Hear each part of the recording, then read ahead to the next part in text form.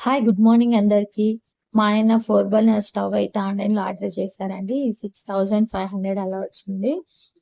Last year మేము ఇక్కడికి వచ్చినప్పుడు కొత్త స్టవ్ తీసుకున్నామండి, 2 బర్నర్ది.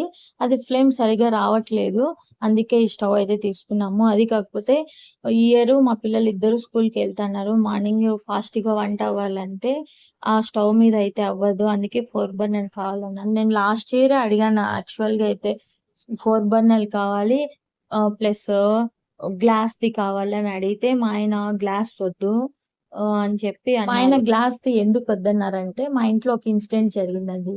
మా మీకి పుట్టకముందు మా పాపకి 3 ఇయర్స్ ఉంది ఏజ్ అప్పుడు.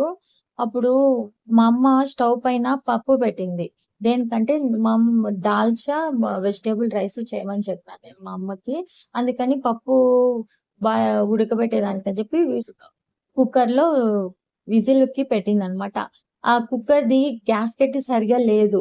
అందుకని చెప్పి గ్యాస్కెట్ ప్రాబ్లమ్ వల్ల కుక్కరు ఎగిరి డమ్ అని స్టవ్ పైన పడిందనమాట. మా ఇంట్లోనే గ్లాస్‌ది స్టవ్, అందుకని చెప్పి అది నుజ్జు నుజ్జు అయిపోయింది. అది ఎంత సౌండ్ వచ్చింది తెలిసినా, మేమింకా సిలిండర్ పేలిపోయిందేమో అన్నంత టెన్షన్ అయిపోయింది. ఆ సౌండ్‌కి మాకి ఒక 10 మినిట్స్ వరకు మా కాళ్ళు చేతులు వణుకుతానే అనమాట. ఆ టైంకి అల్లా ఇష్టంతో ఆ సరౌండింగ్‌లో మేము ఎవ్వరూ లేము. కాకపోతే మా పాప మా ఆయన దగ్గరికి, మా దగ్గరికి తిరుగుతా ఉంది. మిడిల్‌లో కిచెన్ ఉంది. మేము ఇంటి వెనకాల ఉన్నామనమాట. వెజిటబుల్స్ అవన్నీ కట్ చేసుకుంటా. మా ఆయన హాల్‌లో ఆఫీస్ వర్క్ చేసుకుంటన్నారు. ఆహ్, బట్ సౌండ్‌కైతే చాలా భయపడిపోయినాము. మా పాప ఇటు సైడ్‌కి, అటు సైడ్‌కి తిరుగుతాందా, ఏమైందో ఏమో అని చెప్పి చూస్తే స్టవ్ మొత్తం నుజ్జు నుజ్జు అయిపోయింది. ఈ కిచెన్ మొత్తం ఆ గ్లాస్‌ది అంతా పడిపోయిందనమాట ముక్కలంతా. అసలు మా అమ్మకి ఆ రోజు తెగింది గూడా. వేరే క్లీన్ చేస్తా అంటే ఇక అంతా గుచ్చుకుండేసింది.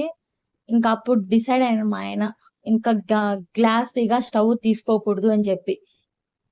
మా ఆయనకి ఎలాగో అలా కన్విన్స్ చేసి, అది స్టవ్ ప్రాబ్లమ్ కాదు, కుక్కర్ ప్రాబ్లమ్ వల్లే ఆ స్టవ్ పగిలిపోయింది అని చెప్పి కన్విన్స్ చేసి ఫైనల్‌గా అయితే ఇయ్యారు. కొత్త స్టవ్ అయితే తీపిచ్చుకున్నాను. అలా ఇష్టంతో బాగుండాలని అందరూ కోరుకోండి. చాలు.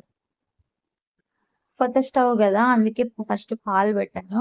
ఇవి వైట్‌గా ఉంది చూడండి, అదైతే స్టిక్కరు ఓపెన్ ఓపెన్ అవ్వట్లేదు. కాకపోతే ఏందబ్బా కొత్తగా ఉంది అని చెప్పి చూసినాను, తీస్తే రాలేదు.